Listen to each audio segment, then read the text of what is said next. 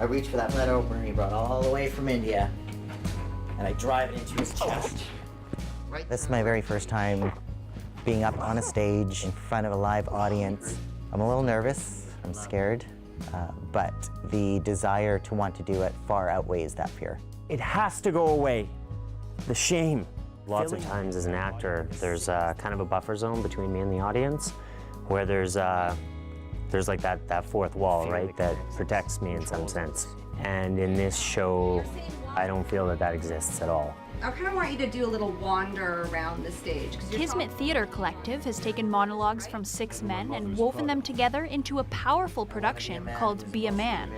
And I want to be a man who chooses respect. What I've seen from these men is just incredible bravery and openness and compassion towards one another, which is really beautiful. I feel like we have a little tribe of men here, and what I've come to realize is that's not something that men get to experience very often. This performance is the first group to donate its proceeds to the Men Choose Respect program at the Haven Society, a program for men who have used violence or abuse in their personal relationships. When I first began in this program, I think I had some trepidation around working with men who've used violence, because I've been working in the anti-violence sector with women for 25 years, sitting with survivors, both children and women, listening to acts of violence done on their bodies, on psyches, and what I've discovered is that this is the most inspiring, hopeful work I've ever done. Haven is very near and dear to my heart. I was a client there for 2 years. They helped me through the hardest part of my life. And you know, what they did for me, they've done for so many other people. We provide Men Choose Respect in the Oceanside area in Nanaimo and in the Cowichan Valley. We have an 84% completion rate. A lot of similar programs that work with men in this way. We find that they have a very large dropout rate, so the amount of men who are going through our program and sticking with it and completing it is really high, and we're really proud of that. We're all more than the worst thing we've ever done, all of us, right? When I am angry, I immediately shut down and go dark. I sometimes feel like I lose time. I feel like if I go silent, I can somehow control what's buried beneath.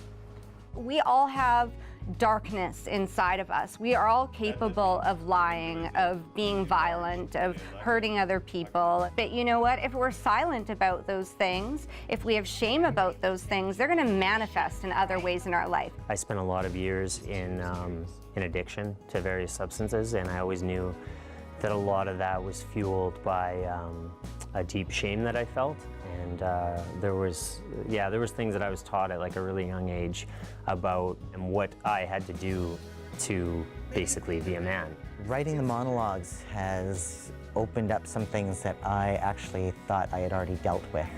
I really thought that I had acknowledged, looked at, and sort of let go of a few things from my past, and they came up like very unexpectedly. And so I'm finding it's changing me. If I've learned anything through this process, it's that we're way more alike than we are different. I'm hoping that this is not the first and last time I'm going to do this. I'm hoping that this is just the beginning of a much larger conversation, and that this is just the first stepping stone to something greater.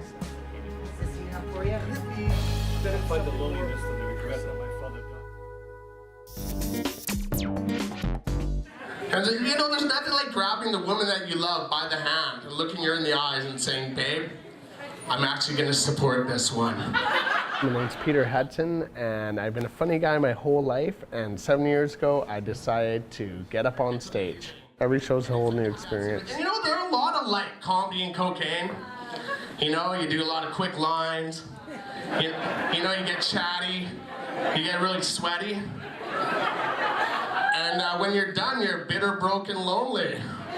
Comedy's good to talk about serious issues because it lightens some really bad situations. And you know what, if we can't laugh, then all we can do is cry. I've have a lot of friends and people that have lost their lives due to depression. I've wanted to give back in a way that I can give back, and that's with comedy.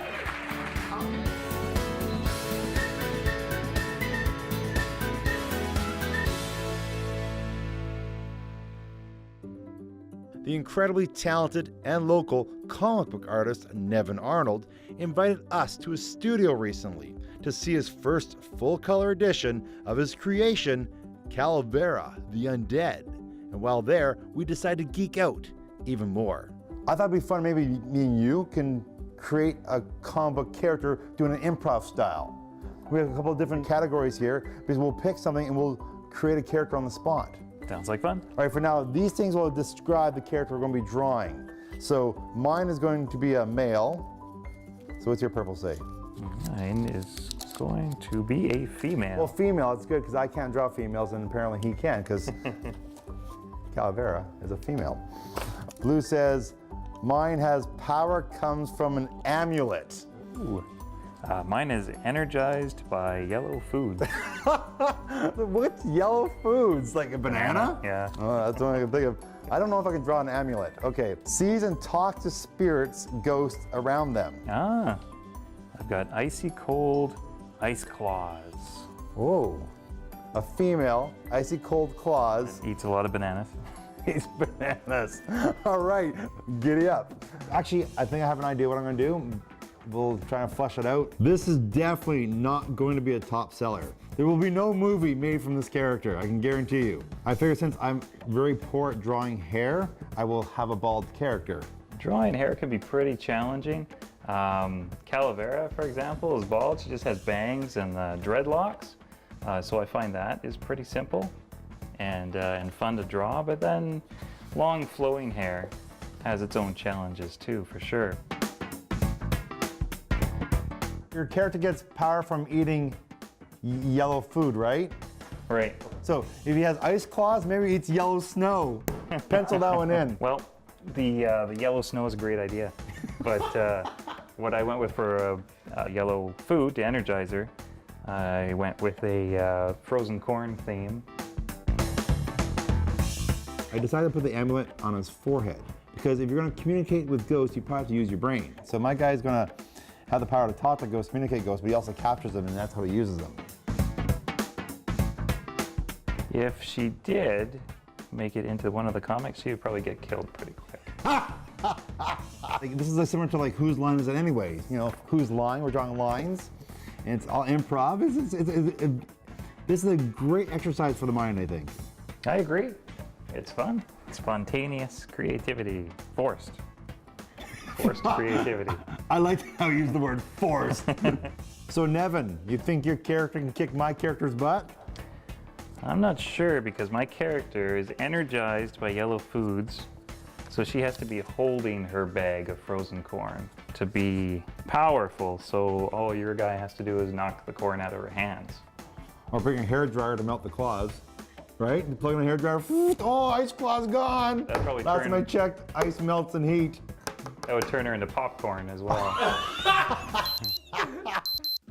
Nevin, time's up here, and I came with the Dead Talker. He has containment units in the back. He captures the dead by talking to him. He keeps them in the containment units. He has to wear a mask. It's a rebreather. That way, because the dead stink. So that's why he has his mask on. He's highly knowledgeable in the world of the occult. I've got Macabre. Ooh, that's a good name. Why'd you go with corn? Bananas was the obvious choice, but you can't take bananas seriously. That's the problem, right? That's the problem, Hey, yeah. Corn, you take corn seriously, right? You think of monkeys when you think of Exactly. bananas. So what do you think the chances of our two characters making a long-running, comic book? I think maybe they're so bizarre, especially together as a duo. Ooh, a duo. Power in numbers. So here's a big question. Can Calavera the Undead defeat our two characters? I think she could possibly defeat them both at the same time.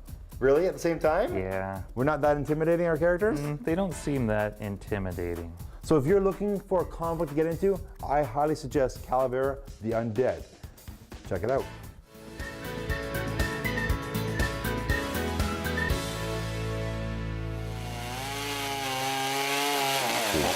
What the world is about. I mean, without imagination, where would we be, Every day's a new day. You walk out there and you find a piece of wood and say, oh, I'm going to do this today. And sometimes that's not so easy. They think that the artist's life is easy, but they have to get out there, push themselves. They have to use their imagination, apply themselves. and then try to convince other people that, hopefully somebody will like it. A lot of friends of mine drop off really strange pieces of wood. And at first when you look at it, you go, oh boy, what do we got here?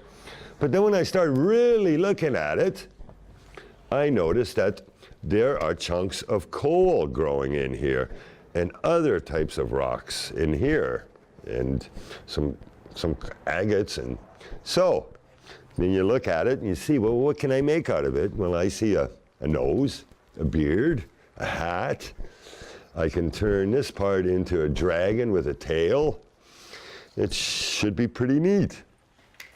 And again, a strange piece of wood, probably be a wonderful piece of art. Today I've done a little cutout of an eagle head, and we drew it out, and we've got a little tube sander which does all the fine detailing, and I'm going to get you to try it and see how you like it, and we'll go from there. Carving 101. All right. Yeah, so it can't, just keep your hands away from that part. It's a sander. So there's some lines drawn out. Just use it on its edge. And Is there like a certain technique, like if I want to go like thicker on a line or thinner? well, to make a line, you kind of got to do it on the edge, right? Mm-hmm. And the more you tilt, the thicker it will get. It's a great tool. Okay. Okay. Probably the first time when you're using a tool is that you turn it on, it makes noise, and you kind of get startled, but it can't hurt you as long as you use safety practices and just go with it. How do you? Well, you could try it on a different angle. Try going this way. It's a little harder this way. I usually go that way. And just let pull it. That's a line. That's a line, yeah. Sometimes a mistake is a good thing. It takes you to another path. It's like anything, just got to start. And once you get started, you're rolling. So the 90% of success is just being motivated. So Oscar, how did she do? She did fantastic. She's out there, she's doing it, she's trying it, she's doing it. And don't be afraid, just try it. I mean, if you do have a passion in whatever field it is, painting, drawing, sculpturing, just do it. Let your imagination take you where you want to go, and nothing can go wrong, And the only thing that could go wrong is if you didn't try, right?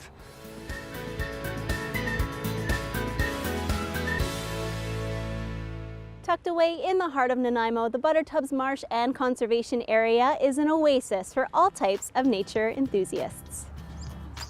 A haven for birds and wildlife, Buttertubs Marsh buzzes with activity throughout the year. The 40-hectare park hosts an easily accessible 2-kilometer trail that loops around the marsh and offers several observation decks perfect for birdwatching. It provides nesting habitat for a whole myriad of waterfowl species, great blue herons, you'll get raptors and owls in the area. There's also a lot of amphibians like red-legged frogs, tree frogs. And recently we've discovered there's western painted turtles in the area, which are a federally listed species at risk, which is very rare for Vancouver Island. Acquired in 1976 by the Nature Trust of BC in cooperation with the provincial government, the Buttertubs Marsh is an environmental oasis where people can come not only to enjoy the outdoors, but to learn about the importance of preserving wetlands and floodplains. And in 2012, the West Marsh was purchased in partnership with Ducks Unlimited to protect critical habitat for migrating waterfowl and salmon along the Pacific coast. For people who are first visiting the area, it is kind of an adventure of discovery with the interpretive signs. There's a lot of opportunity to connect historically with the area, but also to look for painted turtles or these rare amphibians. And if you're wondering where the name Buttertubs came from, which is named after Bill Morell's mother, from the Morell Sanctuary, and how she grew up in the Yorkshire Dales in England, and Buttertubs were a spot where farmers on the way to the market would store their butter to keep it cool. It's also interesting to know that this environment was once home to an artillery and tank training area, and later on a full working farm. But thanks to its conservation designation, this urban wetland now serves as a place for education. It's an important opportunity for people to see that an urban environment can coexist with environmental values, and it's important that people can come and actually enjoy and experience a conservation area and natural fish and wildlife habitat a block from their house. Certainly easy to see just why Buttertubs Marsh is such a popular and serene experience. I'm Jocelyn Natwi, and we'll catch you on the next adventure.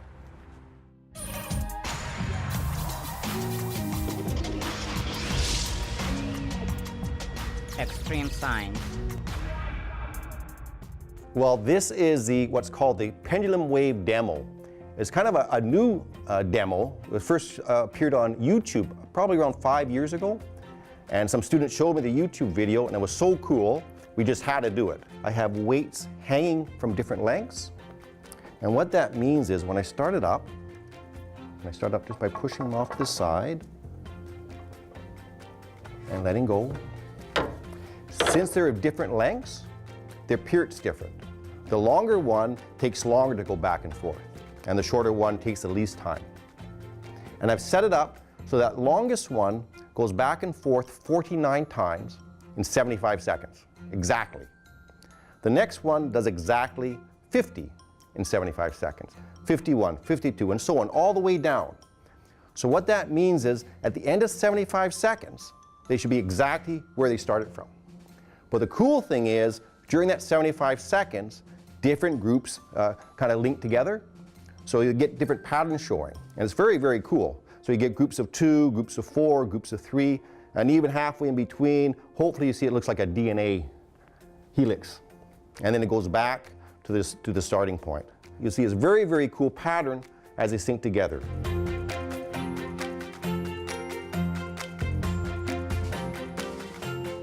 Now we're getting closer and closer, and you can see they're starting to line up again.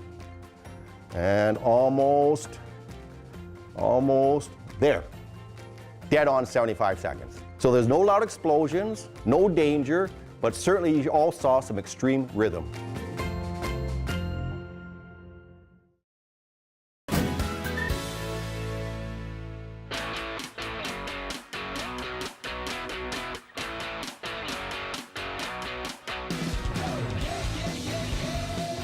Hey everyone, my name is Matt Carter here for Matt About Town on Shaw TV, and today I'm in Diana Krall Plaza for the first ever kickoff show for the Nanaimo International Jazz Festival. You may have heard of the Victoria Jazz Festival or the Vancouver Jazz Festival, even the Caslow Jazz Festival, but yes, Nanaimo finally has a jazz festival to call its own. All right, the music's sounding great behind me. Let's go check out the tunes.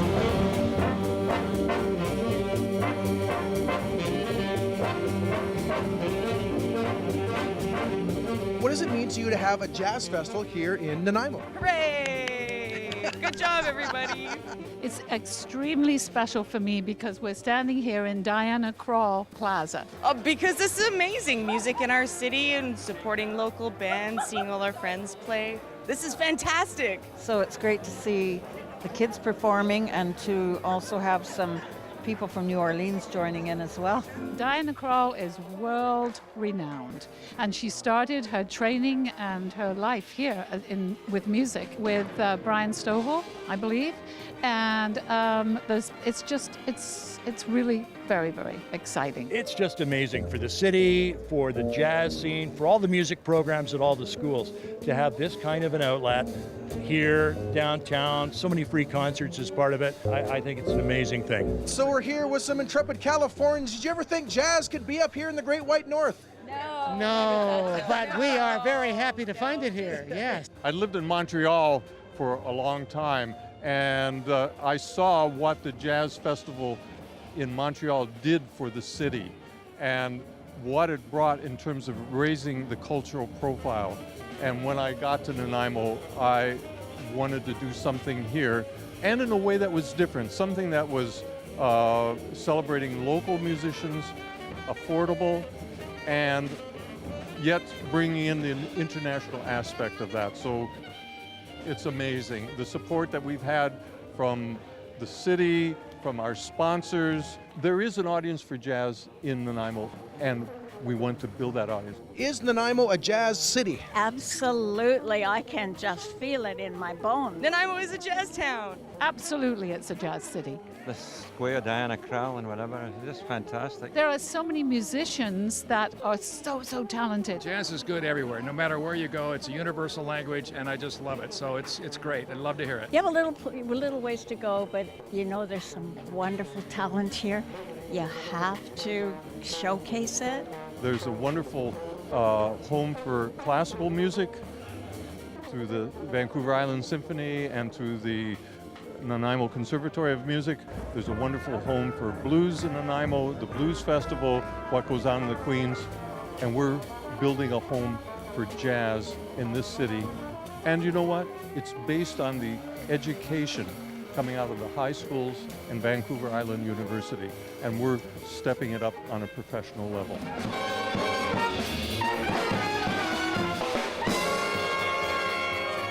You're a much better dancer than I am, so you can actually probably teach me a move or something. Would be Bust a appreciated. move, brother. I can do it right now. Right now. Sasha. There you go. That's it. And then you just want a little bit of a flourish, right? Like, yes, there you go, like this. Culture's like a continual conversation. It's a conversation we're having and renegotiating all the time.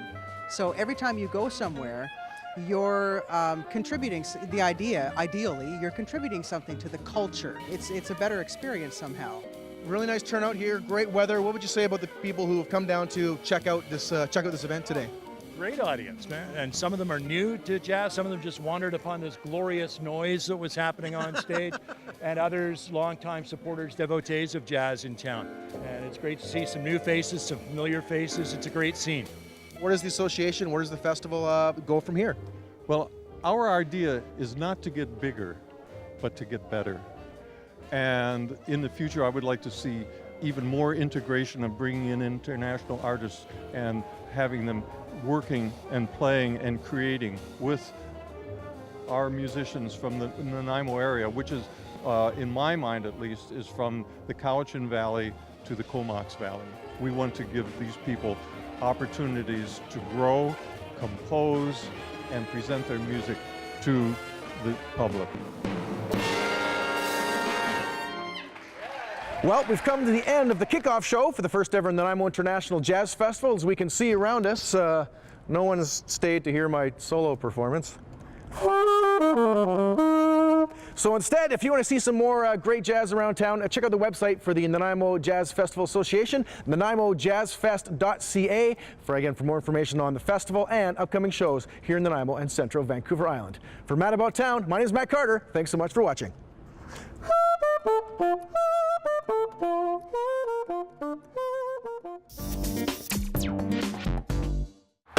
If you're living on Vancouver Island and you're not retired, you're probably doing something quirky to make a living. I'm Sheena McCorkadale. I am a graphic artist. They're portraits of cats placed on old master paintings. I have an art gallery, a cat kennel, and I do ceremonial white dove releases. 1, 2, 3. I have just over 50 doves. They're all white, so they don't have names. They are white rock doves that are crossed with homing pigeons and racing pigeons. This is Grandpa. You can see that he still has some of the flecks. They've been known to fly up to 1,000 miles. For myself, I've actually let them go from West Vancouver and they come home. Doves over the centuries have been associated with peace, love, freedom. They incorporate themselves into events very easily. And cage number 1 would be a wedding, engagement, memorial, anniversary, special events.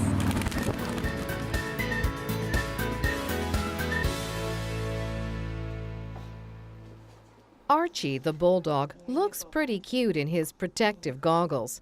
He's not wearing them to make a fashion statement. He needs to wear the goggles during laser light therapy at the veterinarian's office. Archie is one of my favorites.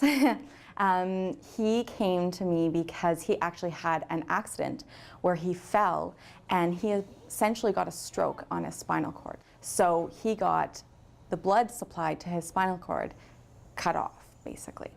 And what happened is he went acutely paralyzed in his back legs. Archie's initial prognosis wasn't good. Emergency doctors had even suggested euthanasia. However, once they discovered he hadn't broken his back and surgery wasn't needed, doctors suggested using physiotherapy to get him up walking again. Any patient that has any kind of surgery, any orthopedic surgery, any nerve issues, any muscle strains, they go to physiotherapy. And we've just started to really introduce that in veterinary medicine, and it's a huge component of their recovery. I had no idea. No, I didn't know that was an option. I was excited. I thought that definitely it would be something to look into, and hopefully it would help the little guy out. Good boy, keep going, keep going. The animal rehabilitation program starts with massage and therapeutic laser treatments.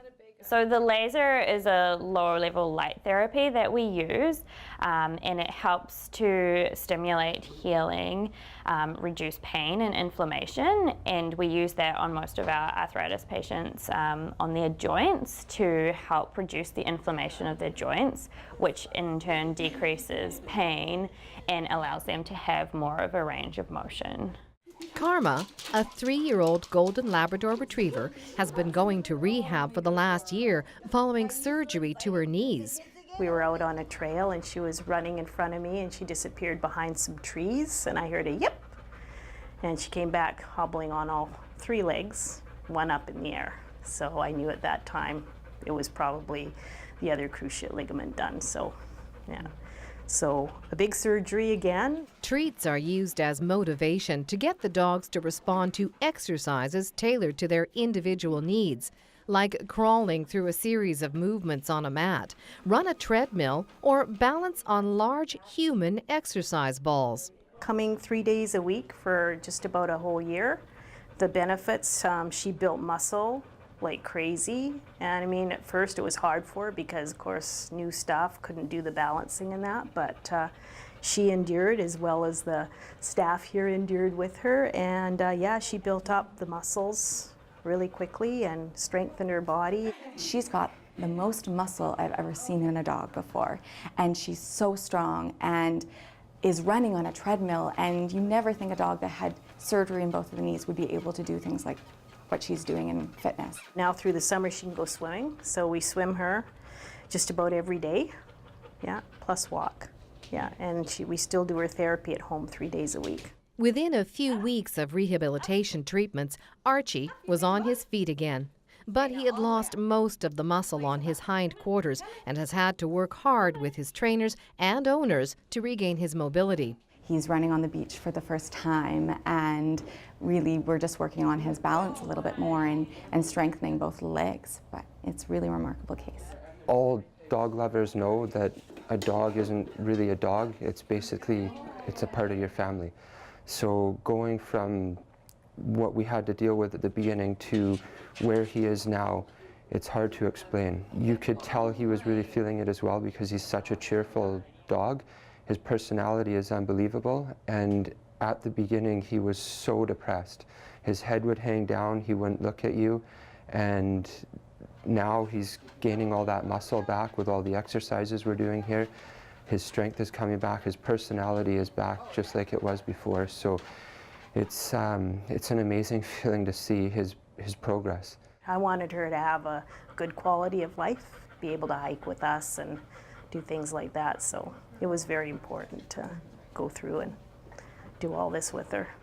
When I first started, I was even skeptical. You know, you don't know until you see it. And then you see the difference that you can make in these patients' lives. And I develop a very special bond with my rehab patients because you work with them one-on-one for so long and you see the progress they make and how it affects their family and their quality of life. It's really amazing, and I wouldn't trade it for anything. Rehabilitation therapy can help dogs of any age live more comfortably and extend their quality of life. In Nanaimo, I'm Annette Lucas.